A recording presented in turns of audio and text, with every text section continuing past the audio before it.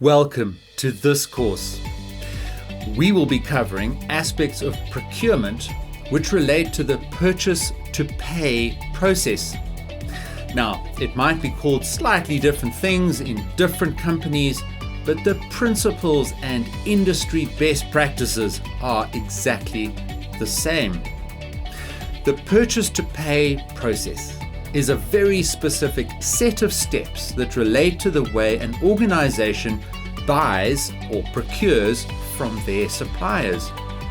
Whether it's a box of paper for the photocopier or a new and expensive IT server, there are very specific practices that a procurement department will need to put into place. Large companies spend millions with their suppliers, and these processes must be well managed. These lessons will take you through a range of topics that are important for improving procurement in an organization. We start with understanding spend compliance, which is how much money is spent by an organization and is it spent with the right people and in the right way. This can affect how you analyze that data and help you understand how you may want to improve those processes. Then we will look at the first step of the process when goods or services are requested by someone in the organization. Typically, this is similar to e-commerce, but there are some important differences between e-commerce and e-procurement. Then you will learn about how those purchase requests are approved, which relates and leads into the next step in the process. We will also look at the importance and different types of procurement training, as well as the types of purchase orders and the different ways that key documents are linked together in the process.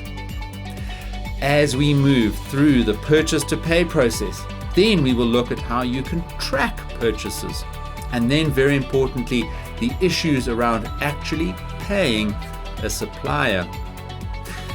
But before we get started, there is one thing that you should learn from this course about good practice purchasing, and we're going to study it now quickly. All spend in an organization should start with a purchase order, and then a supplier should quote that purchase order number on their invoice. When you match a purchase order with an invoice, then the payment has a much better level of control. Once a purchasing organization receives an invoice, it's actually already required to pay it, even if there's no purchase order. And by then it's too late to implement one. So it's much better to get the right level of discipline and control with purchase orders, and this improves the rest of the process, and all of that you'll learn more detail about in this course. So get started with your lessons today, do the activities, and make progress on your goals.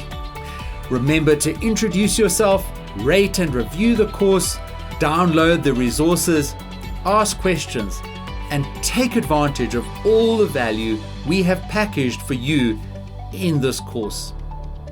Also remember to join our exclusive Student Success community for even more help and a safe space to get the information and updates you need.